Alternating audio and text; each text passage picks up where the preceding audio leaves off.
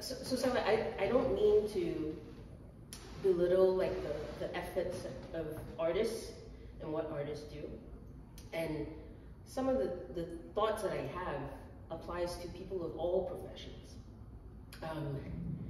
And my question is, like specifically when it comes to art, is art actually effective at communicating the severity of the situation that we're in? In my view, when it comes to a lot of the great work of art, right? Like like we live in a world that is very complex, and I feel like a lot of the great artists will do a really good job in that sort of displaying that or communicating that within like a painting, for example. But it's not quite the same as carrying like a political message, which is what activism is. Yes, true. And that's why maybe I'd say numbers-wise, when I look at your social media attendance, you are much more effective than I am, for sure. Let's say that photographers are more effective than painters, because if I were to, I mean, I have painted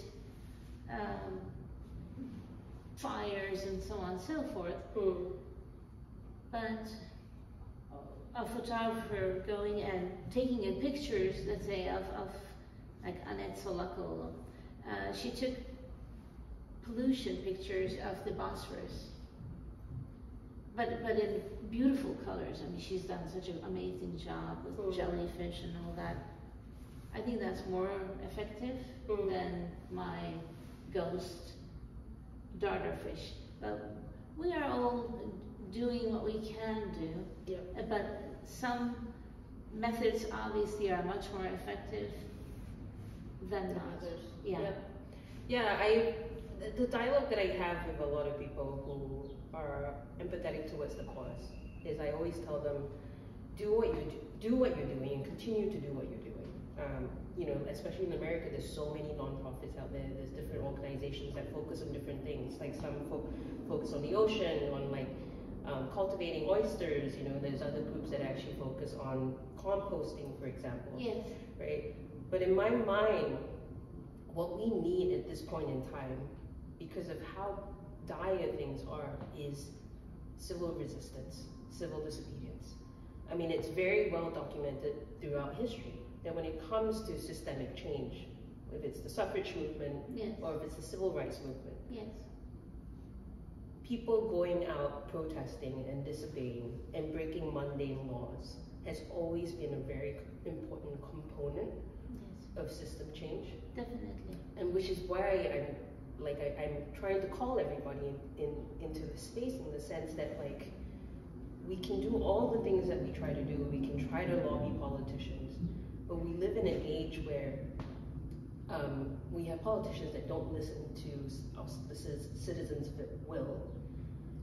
We have a political system that is outdated, that is influenced by corporations.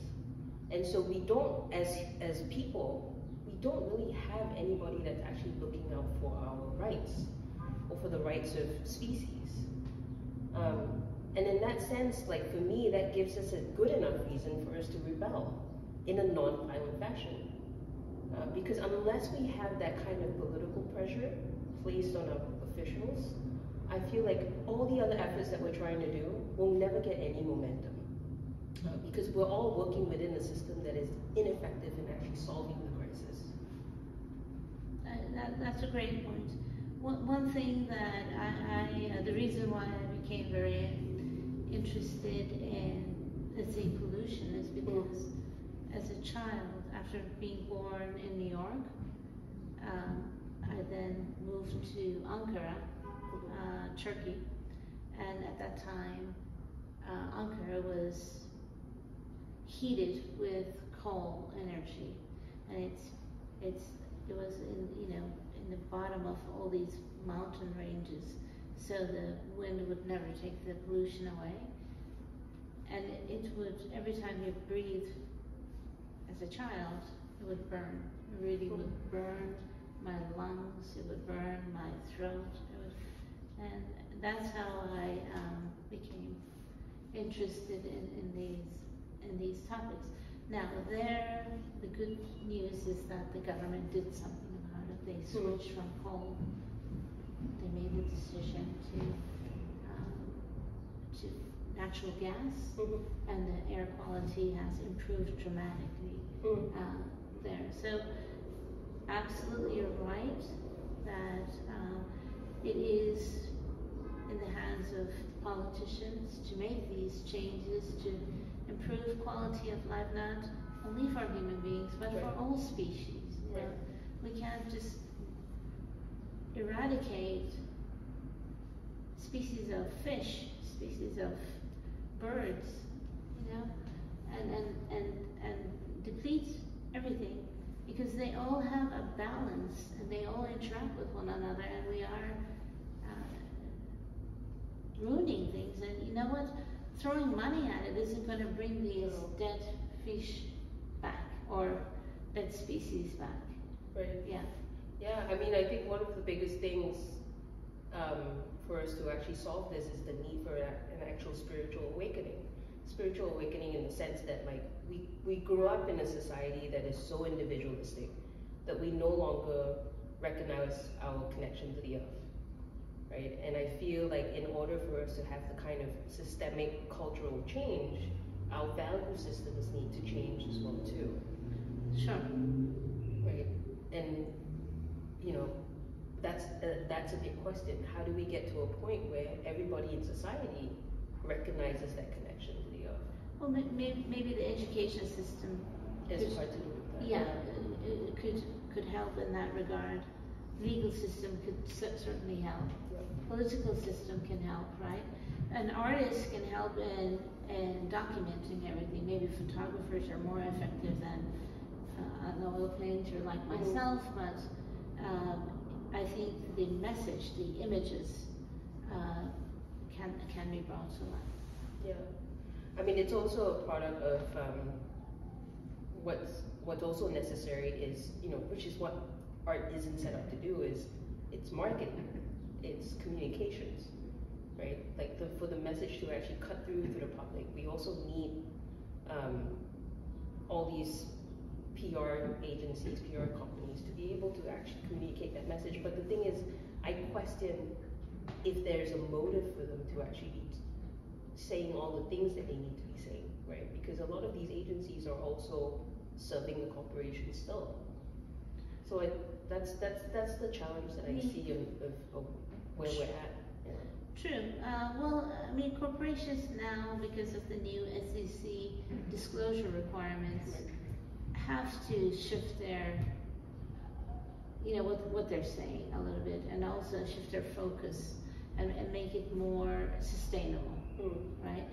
So, and how quickly that's going to change is another discussion to have, but we are headed in a more hopeful trajectory, even though the 1.58 is not a good showing. I feel like the targets keep getting delayed. I feel like back in 2019, when all of the corporations were updating all of their communications, all of their commitments, they were all saying that we were going to commit to, you know, cutting emissions by 2030 or 2050. I think in that point in time, a lot of us everyday people, knowing, you know, how the system is constructed, and from observing the political will in society, I think at that moment we could have already point out and say that's not achievable from a realistic standpoint, and then also point out the greenwashing as well too, like, you know, saying things on a piece of paper for the sake of, you know, saying the right thing, saying what the zeitgeist is telling you to say, is short of, you know, the actual actions that need to actually be taken. But I do want to get to your point of, I know that you were passionate about marine life. Yeah, well, that is one of the today's art show is more ocean Right. oriented, because from here we're going to go to the UNESCO Ocean Decade opening, and yeah, that's all ocean oriented. Yeah. So, but I do also do land related, Work and as well as for COVID. Yeah. No, so I'm also very passionate about the ocean, and I wish there was more focus on it. Okay. I think what upsets me is the recent news where they said like there was just the 4th global Yes, reef. bleaching, Yes. right? Reef bleaching. And one of the statistics that actually frightened me was the fact that they said that 25% of marine life actually relies on Yes, coral. yes, correct. Yeah, and so just to think about how there's that compounding effect of, you know, how if we lose marine life, then there's other marine life that will also suffer as well Yes. too, because it's a food chain, you know, food chain. Sure. But also the melting of the Arctic, The changing of the salinity in the yes, water. Yeah. Yes, and did you? I don't know if you saw that news, but these orcas were trapped, and they couldn't breathe because Yes. all of the ocean was covered with ice, and it's because everything is changing now. So their migration routes are changing, their ability to survive is changing. Yes, so we are having a bad impact on a lot that's getting unnoticed because we're too focused on our day-to-day. And also the communities, right? The communities that live by the ocean that also rely on the food from the ocean as well too. Fishermen, you know, communities that actually rely on seafood more than they do with land animals. Yeah, and I think it's also maybe it's not common knowledge, but I think like most people don't realize as well, like the ocean also provides 60 to 65% of our oxygen as well too. Yes. Yeah. So it's hard. Like I feel one of the most challenging things as an activist or a climate activist is communicating to people what is actually happening on a macro scale, because it's so complex and there's so much to tell. There's so much stories to tell. It isn't just about the wildfire. It isn't just about you know, the hurricane. Sure. It's the breakdown of our ecosystems as well too. Correct. Yeah. I agree. I thank you very much for your time, for coming here today.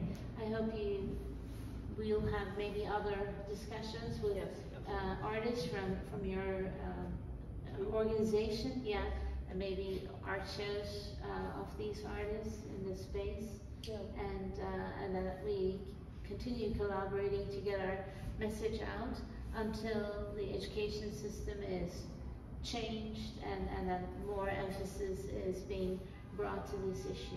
Yeah. And let's work on actually using art as a creative way of actually doing protests as well too. Yes, certainly. Yeah. Creative protests is inspiring. We will bring Antonia with us. Thank you. All right.